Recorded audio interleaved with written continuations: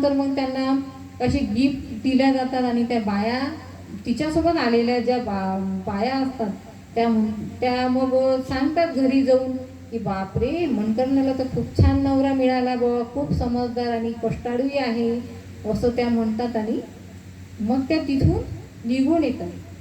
मग गुणवंत महाराज नंतर आपल्या बायकोला समजून सांगतात की हे पा माझ्या मामीनी माझ्या मामीनी खूप कष्ट केले आहे बरं.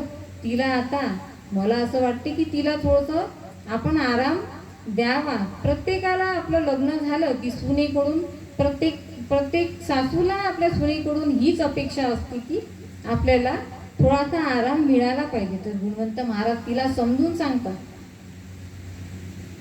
समजून सांगितल्यानंतर ती आधीच आळती असते. गुणवंत महाराजांची बायको जी असते ना आधीच आळशी असते.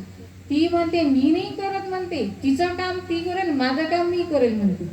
ती काही गुणवंत महाराजांचं काही ऐकत नाही.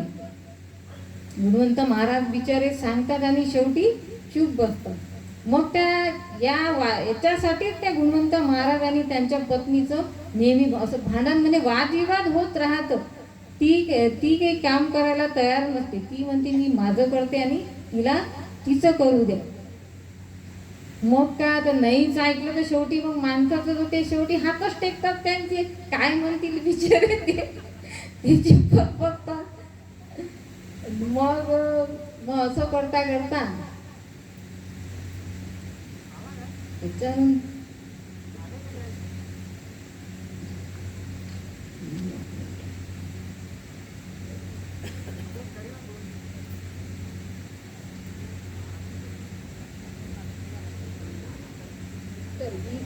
आपल्या गुणवंत महाराजांनी. तर आता आपण गुणवंत महाराजांनी जे लीला दाखवलेल्या आहेत तर ते पाहूया.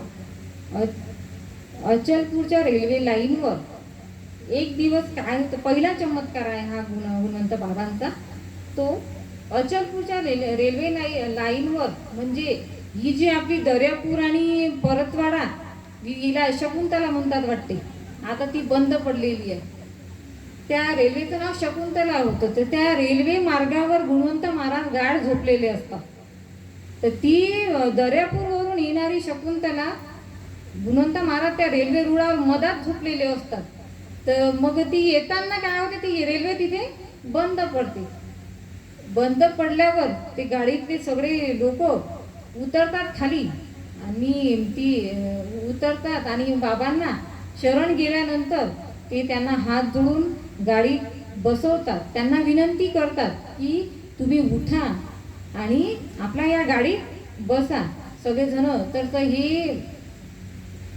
तर ते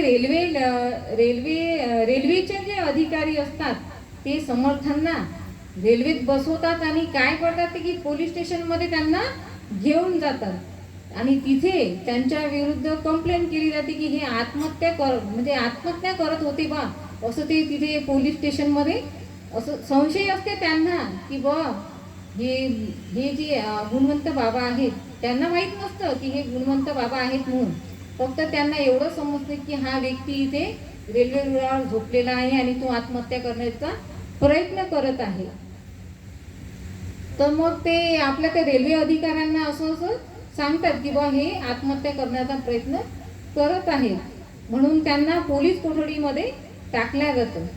आणि ते ठाणेदार साहेब काय करतात, चौकशी करतात आणि ती माहिती त्यांच्याबद्दल माहिती करून घेतात आणि विचारपूस सुद्धा करतात. आणि तर चौकशीसाठी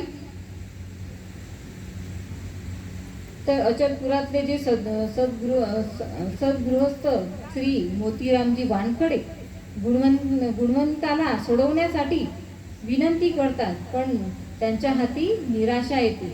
शिवराम मामांना पोलिसांनी खबर केलेली असते की कागदपत्रे घेऊन तुम्ही तहसीलदारांसमोर हजर व्हा. गुणवंताला सोडवण्यासाठी ते विनवणी करू लागतात.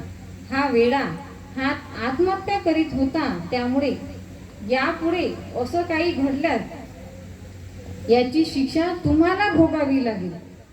त्यांची एकच अट असते की आम्ही याला सोडवतो, पण त्याच्यासाठी आता याच्यानंतर जर यांनी असं गुन्हा जर केला तर याची शिक्षा तुम्हाला भोगावी लागेल, असं ते आपल्या त्या मामाला सांगतात आणि त्यांची गुणवंत महाराजांची सुटका होते.